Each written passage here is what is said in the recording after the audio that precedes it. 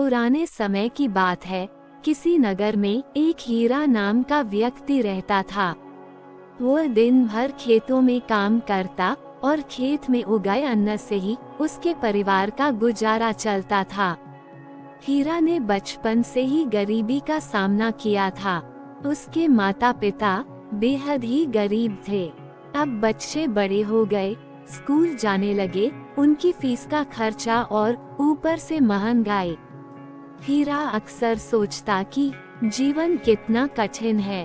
एक समस्या खत्म नहीं होती तो दूसरी शुरू हो जाती है। पूरा जीवन इन समस्याओं को हल करने में ही निकलता जा रहा है।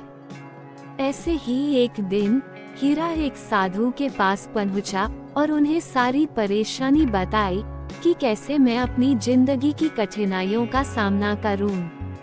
एक परेशानी खत्म होती है तो दूसरी शुरू हो जाती है।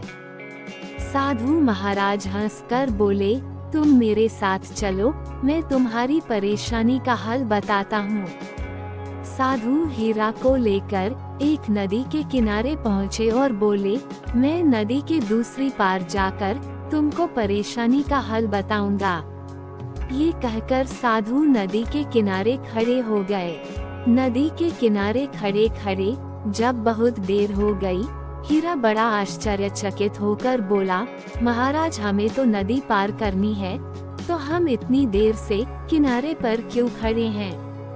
साधु महाराज बोले, बेटा मैं इस नदी के पानी के सूखने का इंतजार कर रहा हूँ। जब ये सूख जाएगा फिर आराम से नदी पार कर लेंगे। हीरा को साधु की बातें मूर्खतापूर्ण लगी।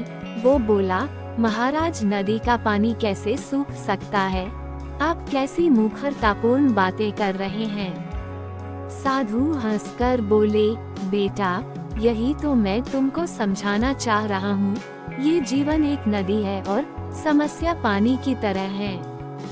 जब तुमको पता है कि नदी का पानी नहीं सूखेगा तो तुमको खुद प्रयास करके नदी को पार करना होगा।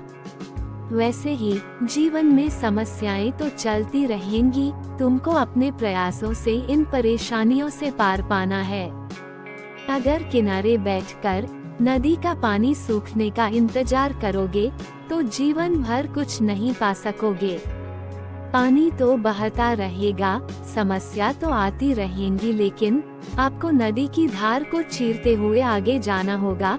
हर समस्या को धराशायी करना होगा, तभी जीवन में आगे बढ़ सकोगे। ऐसी और कहानी के लिए हमारे चैनल को सब्सक्राइब करें। धन्यवाद।